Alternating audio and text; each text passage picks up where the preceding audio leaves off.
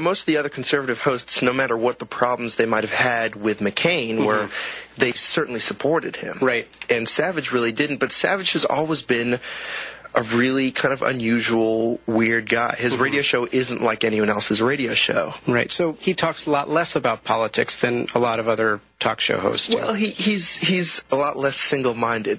He has this weird cluster of interests. He's interested in herbal medicine. He's interested in animals. He loves food. He loves to tell stories about, New York in the 50s and 60s. And he loves to talk about his life in a really unusual way. He has this kind of melancholy, depressive streak. And so the takeaway isn't necessarily, we're going to rally the troops and we're going to get this done politically. The takeaway is often, I'm probably going to go home and drink tonight, and that makes him a really interesting, really compelling character on the radio. When the New Yorker comes up on a show like Savage's or Rush's, it's generally not in glowing terms. No. Michael Savage is, my guess, not a long-time subscriber to the magazine. Well, he is a long-time reader. Savage. On the air, online, and on the go. This is Talk 910 KNEW.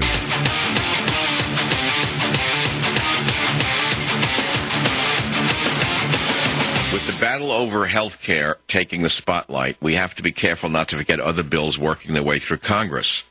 One we have to keep our eyes on is the Waxman-Markey cap-and-trade scam. Joining us now from the Heritage Foundation is Ben Lieberman.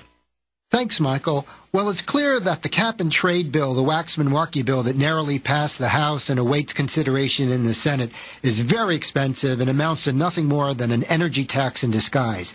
After all, when you sweep aside all the complexities about how cap-and-trade operates, and make no mistake, this is the most convoluted attempt at economic central planning this nation has ever attempted, the bottom line is that cap-and-trade works by raising the cost of energy high enough so that individuals and businesses are forced to use less of it. Inflicting economic pain is what this is all about. That's how the ever-tightening emissions targets will be met. And this is all to fight the exaggerated threat of global warming. Well, what are these costs? Well, a Heritage Foundation analysis came up with cost figures. For a household of four, energy costs go up $436 per year in the first year the bill takes effect in 2012, and they eventually reach $1,241 in 2035, an average over $800 annually over that span. Electricity costs go up 90% by 2035, gasoline by 58%, and natural gas by 55% by 2035. The cumulative higher energy costs for a family of four by then will be nearly $20,000. But direct higher energy costs are only part of the consumer impact. Nearly everything goes up since higher energy costs raise production costs. If you look at the total cost of Waxman-Markey, it works out to an average of nearly $3,000 annually from 2012 to 2035 for a household of four. By 2035 alone, the cost would be $4,600. Beyond the cost impact on individuals and households, Waxman-Markey also affects employment, and especially employment in the manufacturing sector. We estimate job losses averaging over 1 million at any given time from 2012 to 2035. And note that these are net job losses after the much-typed dream jobs are taken into account. Some of the lost jobs will be destroyed entirely, while others will be outsourced to nations like China and India that have repeatedly stated that they'll never hamper their own economic growth with energy cost-boosting global warming measures like Waxman-Markey.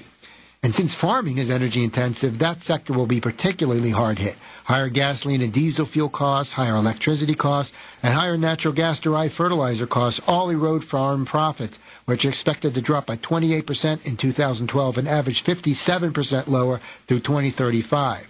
As with American manufacturers, Waxman-Markey also puts American farmers at a global disadvantage, as other food exporting nations would have no comparable energy price raising measures in place. Overall, Waxman-Markey reduces gross domestic product by an average of $393 billion annually between 2012 and 2035, and cumulatively by $9.4 trillion.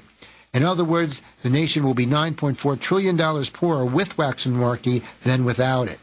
But these costs are not distributed evenly, are they? Low-income households spend a disproportionate share of their incomes on energy, and thus would be hit harder than average by Waxman-Markey. Of course, the bill has provisions to give back some revenues to low-income households, but it's unlikely that these rebates will amount to anything more than just a portion of the dollar that it cost people in the first place. Waxman Markey also hurts those parts of the country, especially the Midwest and South, that still have a substantial number of manufacturing jobs to lose, as well as those that rely more heavily than others on coal for electric generation. In addition, because the bill raises energy costs, it hurts rural America much more than urban America. Rural Americans, both farmers and non-farmers, spend an average of 58% more on energy as a percentage of income than their urban counterparts, and those costs would go up. The disproportionate burdens also affect certain parts of the country, like the West. Coal mining will be very hard hit, so Montana and Wyoming and other coal-producing states will see this important sector of the economy shrink. Western oil and natural gas producers will face higher costs as well. The promise of oil shale in Colorado, Utah, and Wyoming will never be realized under Waxman Markey. And as I mentioned, agriculture is hard hit, and that particularly includes ranching and farming operations common in parts of the West. So there are many parts of the country and many sectors of the economy and many categories of persons that will be hit harder by Waxman Markey than the nation as a whole. But the nation as a whole will suffer significantly under this ill-advised global warming bill. Thanks, Ben. I've said this before. This bill is a killer. All right, here's what's on michaelsavage.com. The Time magazine has published an article on the 25 people to blame for the financial crisis.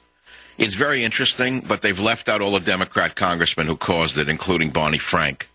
They seem to be all Republicans. It is certainly a rogues gallery, and they're certainly guilty in my opinion, but there's no Democrats on it, including Barney Frank. Are you surprised by Time magazine? There's another article from the Wall Street Journal you shouldn't miss by Dorothy Rabinovitz of the Wall Street Journal. Obama's out of touch with America. You got to understand that this is amazing. He's melting down. His con is over. Do not miss the article. Out of the Nazi era, the Soviet era, Michael Savage was found guilty without a trial, and he's still banned in the UK. You're not going to believe what I'm telling you, but the left-wing radical government in England sent me a letter that said I must repudiate my views, even views I don't have. It's something out of the Soviet Union before the wall came down, and yet nobody in the major American media will cover this. It's unbelievable to me. A Democrat congressman named Barron Hill says that the town hall protesters are political terrorists. Did you hear this? Political terrorists. So actual Americans are political terrorists. These congressmen are the terrorists, and they're being, well, I'll let you figure it out. A poster came up showing Obama as Hitler. It turns out the poster was a Democrat union plant. In other words, it was set up to make it look like Obama was attacked racially, but it was his own people who did it. The big news of the day is that the AARP says the president lied, in essence. Obama said the AARP is aboard his program. They said they aren't.